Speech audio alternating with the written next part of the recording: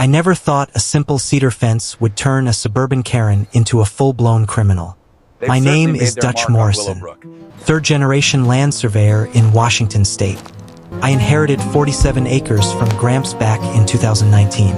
He bought it dirt cheap in 1962. Kept every scrap of paper like a paranoid genius. My cabin sits right on the edge. Smells of pine and freedom. Then the developers swarmed in like locusts in suits. Built Willowbrook Estates overnight. 23 identical McMansions. Each sucker paying $350 a month to the HOA. Enter Bethany Kensington Walsh, our very own HOA queen. 48 years old. Bloated and entitled. Squeezed into colorful power suits that screamed, "I own you." Face permanently twisted in disgust. She patrolled the streets like a dictator on heels. Click, click, clicking everywhere. Heaven forbid your grass hit 2 inches. Or your car parked 5 minutes late. I just wanted privacy. 6-foot cedar fence along my line. Posts already cut. Smelled like fresh Christmas. Tuesday morning I sank the first one. Boots crunching gravel. Then I heard her coming. Click, click, click across the hot asphalt. Perfume hit me first. Like a chemical weapon. "Excuse me," she shrieked. "You cannot build that without HOA approval." I leaned on my digger, calm as morning coffee. "Ma'am, this land isn't even in your HOA." She laughed that special Karen laugh. The one reserved for peasants. "Everything here falls under our standards." Her double chin wobbled with rage. Plastic smile cracked wide. I showed her the yellow deed. She snatched her phone. Dialed 911 like it was her personal bat signal. Big mistake. Red and blue lights painted my gravel drive. Officer strolled up. Bethany stood on her perfect lawn. Arms crossed. Designer shades gleaming. Victory smirk plastered on her puffy face. "Officer, he's trespassing and building illegally." I handed over the 1962 deed. Thank you. Quietly. His eyes widened. Her smirk died instantly. Face went pale as cheap drywall. Sunglasses slipped down her sweaty nose. She knew. She had picked the wrong fight. The cop left without a ticket. I went back to my fence. Whistling. But Bethany wasn't done. Oh no. 3 days later, a violation notice taped to my post. $500 a day. For unauthorized construction. I chuckled.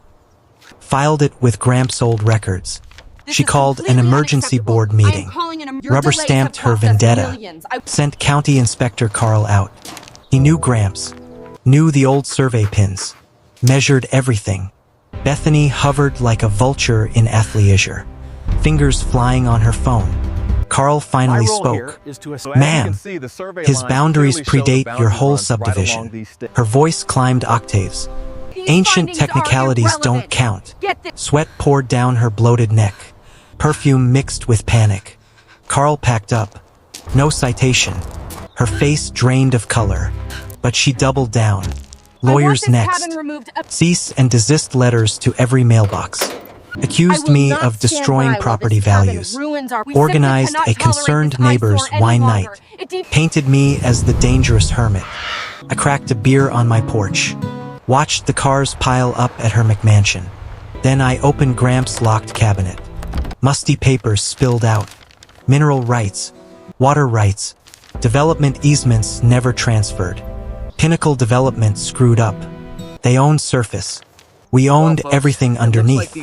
Every foundation in Willowbrook was technically trespassing. I smiled slow.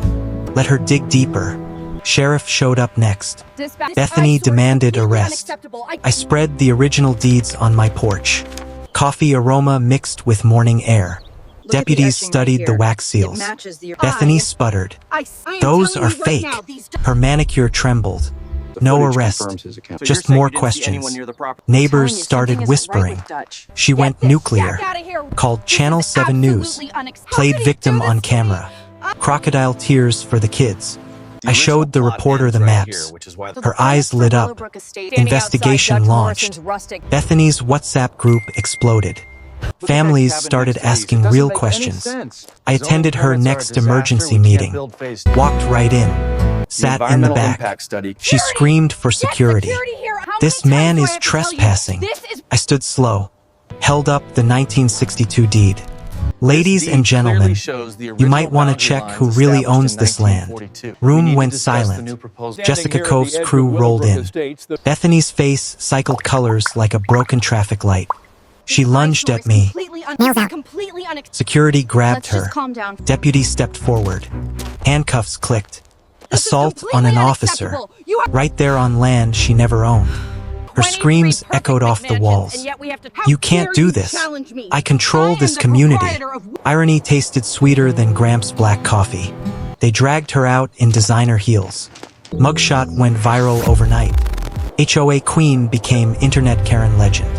90 days in county lockup. License suspended. Husband filed divorce. Real estate career dead. I offered the families a better deal. Conservation easement. Protect 35 acres of old growth. Fees dropped to $175. Democratic vote instead of her dictatorship. Gardens allowed. Chickens welcome.